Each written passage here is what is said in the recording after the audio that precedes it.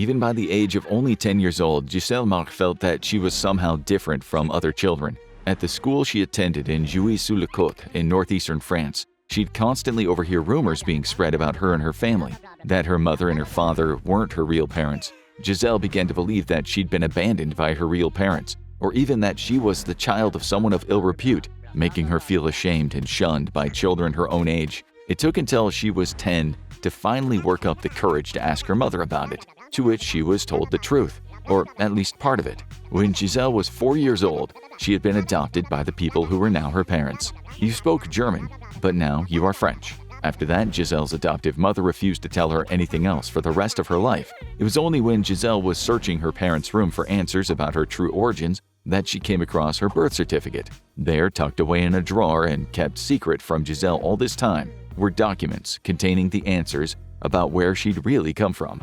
What she found was so shocking that it prompted Gisèle to burn her birth certificate when she was 18, lighting it on fire at the stove until there was no record of the truth. She had told herself that to live a normal life, she needed to get rid of what she had uncovered for good. Years passed and Gisèle Marc was able to live a life all her own. She found her true calling, working in a children's hospital, and in 1972 married a chemistry student from the Ivory Coast in West Africa, named Justin Nyong'o.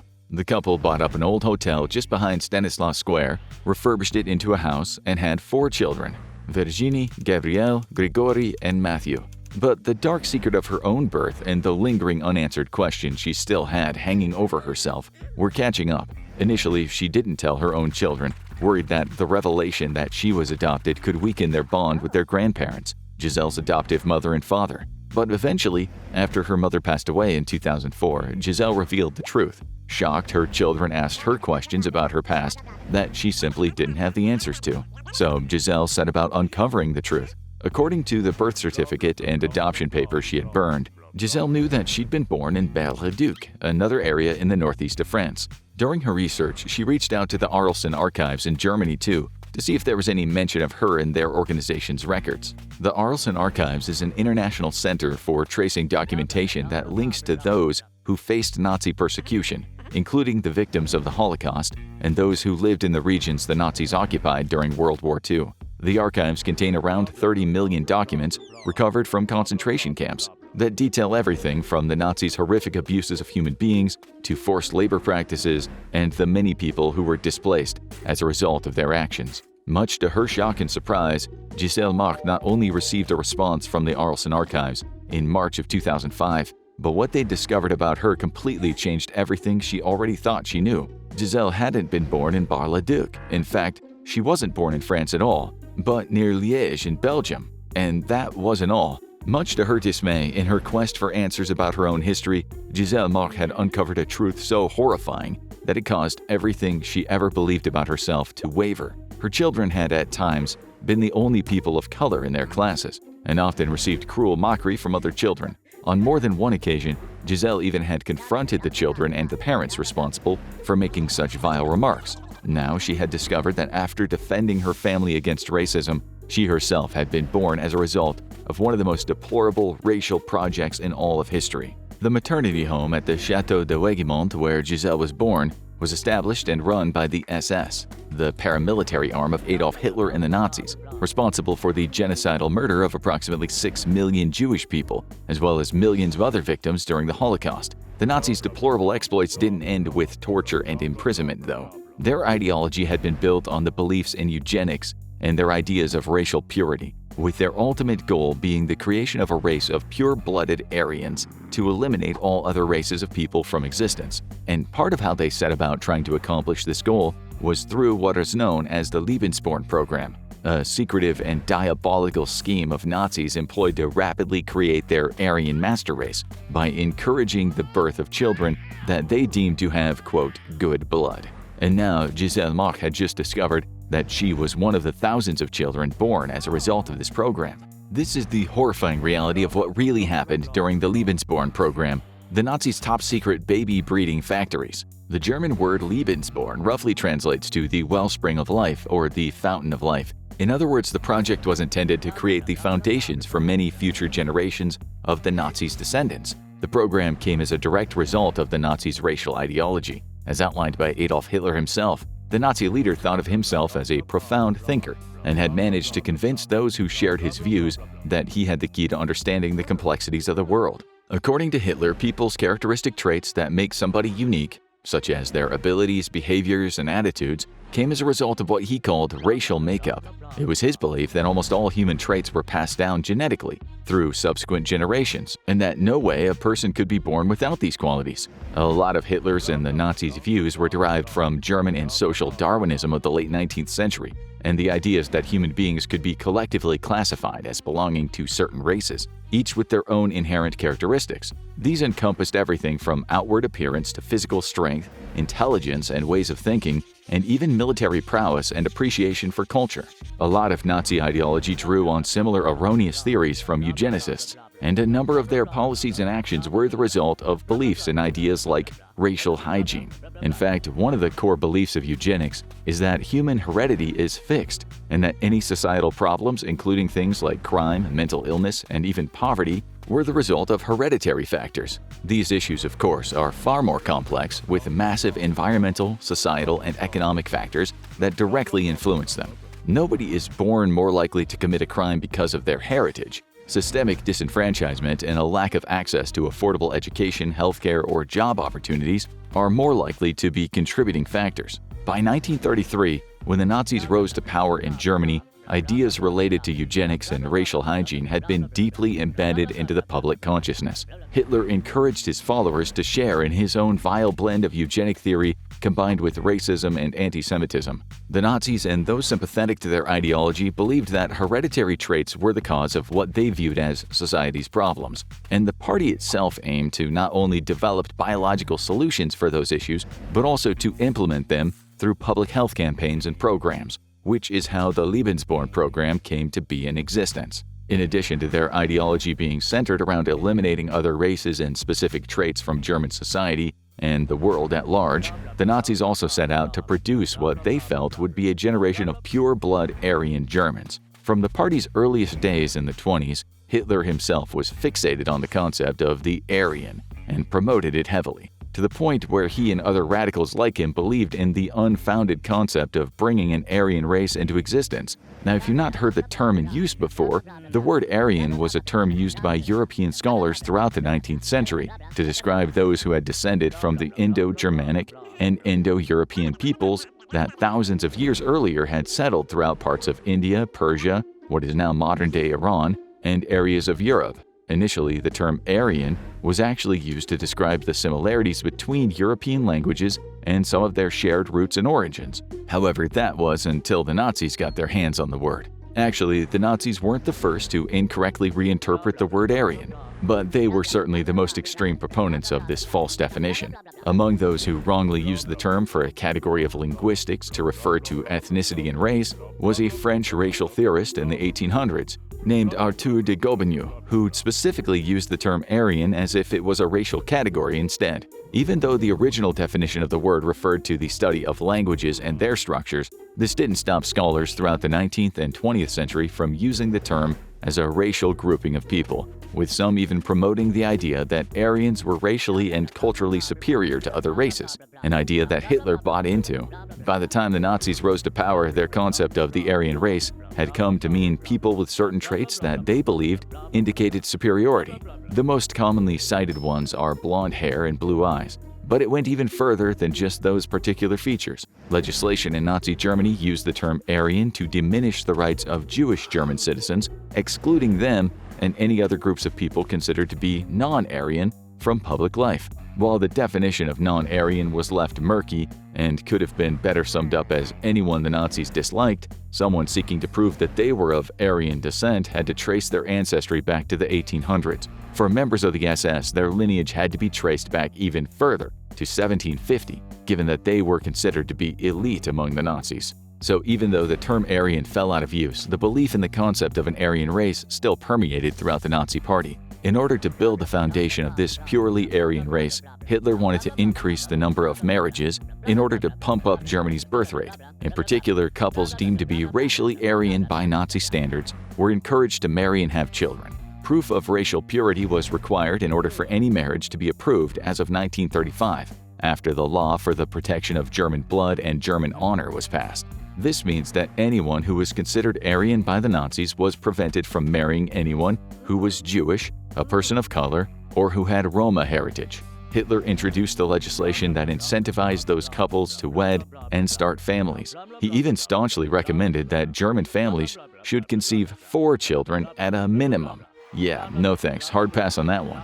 The law for the encouragement of marriage, introduced in June 1933, offered a loan of 1,000 marks to many newlywed couples, equivalent to around $545 today. For every child that those couples had, they were permitted to keep 250 marks, or almost $140 each, meaning that having the encouraged 4-child minimum meant couples would earn a free 1,000 marks from the Nazi Party. Of course, the strings attached would be not just the pain of having 4 children, but the knowledge that these children would become part of Hitler's Aryan master race. Financial incentives played a large part in how the Nazis tried to encourage the wider population to have more children and contribute to the building of an Aryan race. As well as providing monetary allowances for lower-income families, taxes were higher for those who remained single or were in marriages without children. Access to contraception and other essential reproductive health care, like abortions, was severely limited, although sterilizations were made legal against anyone who the Nazis deemed undesirable, for example, people with disabilities.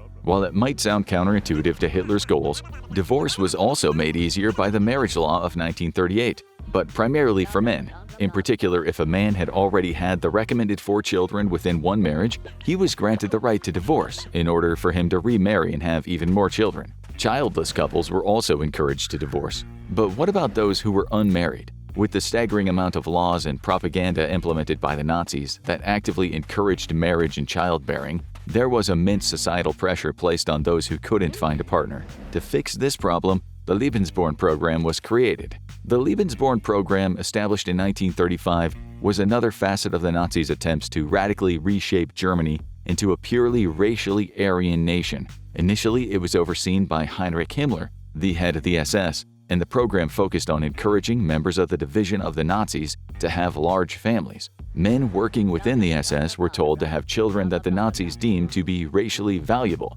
while any married women that they considered to be Aryan who fell pregnant were discouraged from seeking abortions, which had been criminalized in 1933 under the Nazis' own legislation.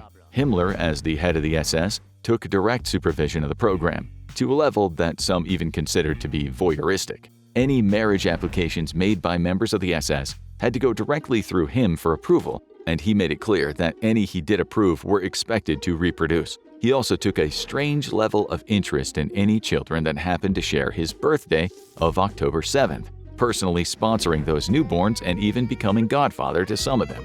Luckily for Giselle, she was born on October 11th, 1943, those 4 days allowing her to forever avoid sharing a more direct connection with the Reichsführer of the SS. Soon, though, the program began to look outside of the SS for more sickening ways to propagate this plan to create a race of purely Aryan people. In order to encourage other members of what they considered to be the Aryan race, the Nazis began to establish institutions that would offer financial and medical support to pregnant women and even secrecy for those that requested it. They set up a headquarters for the program at a villa in Munich that had previously belonged to Thomas Mann, a writer who had been forced to flee from Germany in 1933. Then, in 1936, the Lebensborn program opened its first maternity home in Steinhöring, furnished with what had been stolen from raids in Jewish households, whose occupants had been sent to Dachau, the first of the Nazis' concentration camps. Throughout the course of the program, 10 of those maternity homes were set up in Germany alone, with a further 9 in Norway,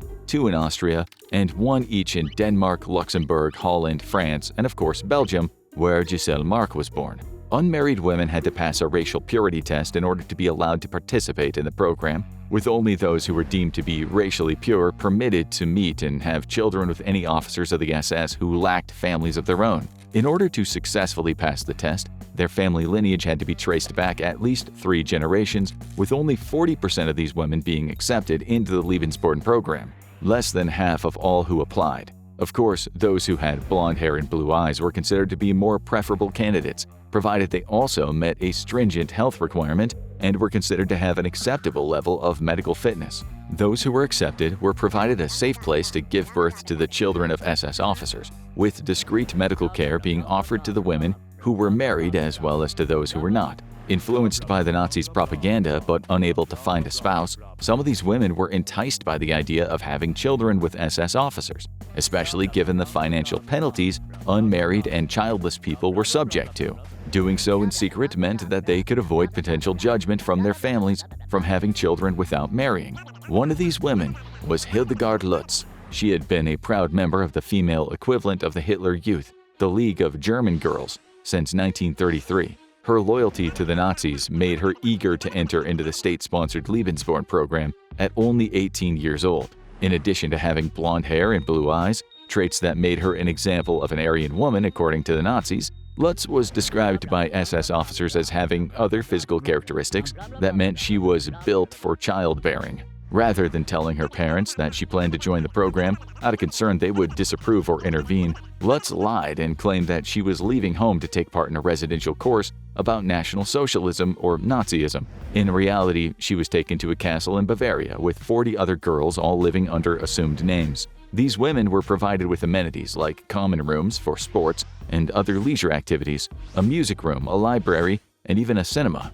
Given the luxuries and the benefits provided as well as the influence of propaganda, it's easy to see how the Nazis coerced these people into giving away their bodily autonomy for the sake of creating a mythical master race. After they had proven their ancestry, including that there had never been any cases of hereditary diseases in their families, Lutz and other girls had to sign a declaration that they renounced all their rights to their children. They were then introduced to SS officers who also met the Nazis' racial requirements and encouraged to spend a night in each other's company. Once a Lebensborn child was born, they were then taken by the SS and placed into nurseries controlled by the Nazi division. From there, they saw to the children's education and oversaw their relocation and adoption if they weren't to be raised by their biological SS parents. In most cases, the newborn children were only released into the care of their biological mothers if the SS approved, and many more were given to adoptive families instead. The children of Hildegard Lutz and others like her were likely raised as servants of the Nazi regime, separated from their mothers who would never know what happened to their children. As if all this wasn't horrible enough, this is where things get weird.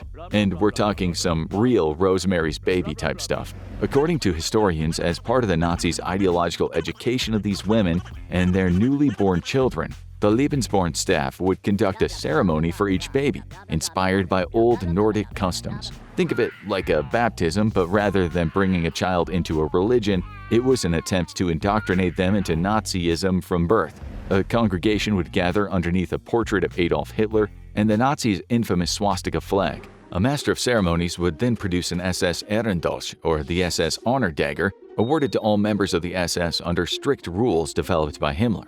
Along the blades was etched the SS slogan, Meine Ehre heißt Treue, which translated to My honor is loyalty. The person overseeing this cult-like ritual would then hold their SS dagger over a newborn Lebensborn baby and recite the following creed. We take you into our community as a limb of our body. You shall grow up in our protection and bring honor to your name, pride to your brotherhood, and inextinguishable glory to your race. It was thought that by completing the ceremony, Lebensborn children would forever be a part of the SS and grow up to have unquestioning fealty to the Nazis and the Third Reich.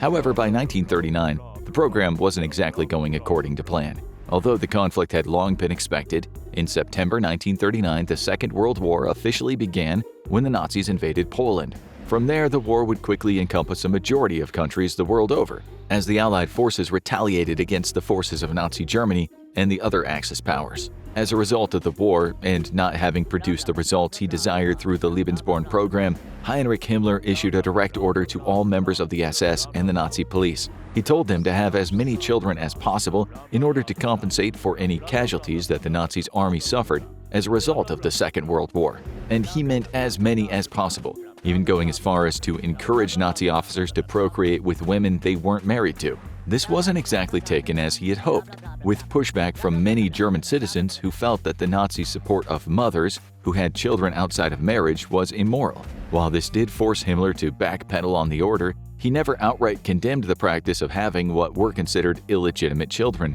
He was far from one to have any issue with childbearing outside of marriage. Himmler often criticized the Catholic Church's hostility toward the so-called illegitimate births, having 2 children outside of wedlock himself. As long as the children being raised had what the Nazis considered to be good blood, Himmler considered that adopting and raising these Aryan children should have been an accepted custom among the German people. With the Second World War underway, despite the lack of results, the Lebensborn program was expanded into other European countries with Germanic populations. Women born outside of Germany into the countries that the Nazis invaded were soon brought into the program after a policy Hitler officially issued to his troops. He encouraged Nazi soldiers, including members of the SS, to fraternize with local citizens in places where their army was mobilized, provided of course that these women met the Nazi standards for Aryan racial purity and their criteria for physical fitness. This meant that the girlfriends and even one-night stands of Nazi officers were also being welcomed into the Lebensborn homes established by the SS before and during the war. In addition, any ethnically German people who lived outside of Germany were forcibly repatriated and made to live under the Third Reich. In 1941, 6 years after the Lebensborn program had started in Germany, it arrived in Norway. Nazi soldiers occupying the country started fathering children with Norwegian women in accordance with the directives they'd received from Himmler and the SS, as well as the orders of the Führer himself. They were given assurances that they'd have no responsibility to take care of any of the children they had, nor were they obligated to marry the women who gave birth to them. The Third Reich would raise their offspring and provide the mothers with child support, including money and food, clothing, prams, and cots. The SS requisitioned hotels to serve as Lebensborn homes, and more than 80,000 children were born, registered, and logged in a Lebensborn file containing their medical records. To any impressionable Norwegian women who had fallen pregnant after encounters with SS officers, these homes gave them a place where they could discreetly birth their invaders' children, while having access to a better standard of medical care, as well as keeping the whole event a secret from other Norwegians who had been suffering under the Nazi occupation. It's worth noting that while it isn't widely talked about, it is likely that the women who had these officers' children did not do so because they were fans of the Nazis. While collaborators no doubt existed, it's entirely possible that not all of these women fell pregnant consensually, and yet their own government laid the blame not on the Nazis but on the women of Norway who were victims of the occupation. The Norwegian government had been exiled to London as a result of the Nazi invasion, and they issued warnings to all their citizens still in Norway. We have previously issued a warning, and we repeat it here, of the price these women will pay for the rest of their lives. They will be held in contempt by all Norwegians for their lack of restraint. That was one of the most horrifying parts of Lebensborn. Another was what the Nazis did to the children of the countries they occupied. In any Eastern European country that they invaded during the course of World War II, the SS would kidnap children that were deemed to be racially preferable, who possessed the kind of traits that fit the Nazis' definition of Aryan. In particular, any child with a German ancestry was considered as having appropriate racial features and was also taken. Some had been orphaned as a result of losing their parents to the Second World War and had nowhere to go, although there are plenty of documented reports of some children being dragged out of their parents' arms as they desperately tried to stop Nazi soldiers from taking them away. The SS directly oversaw and coordinated these child kidnappings, targeting in particular those children who had blonde hair and blue eyes. Over the course of the Second World War, in Poland alone, as many as 200,000 ethnically Polish children were taken from their parents and forcibly transported back to Nazi Germany. As if being kidnapped wasn't traumatic enough, what happened to them afterwards was arguably far worse. Some faced experimentation or forced labor at concentration camps, but those that the Nazis had taken to be housed at Lebensborn homes were faced with a different kind of horror. The SS began a process that it referred to as Germanizing. In other words, brainwashing the children they just kidnapped. Various methods of abject psychological and physical cruelty were used to force the Nazis' kidnapped victims to reject their biological parents or forget them entirely. Some nurses working in the homes under the SS would lie to these children, attempting to make them believe their real parents had intentionally abandoned them.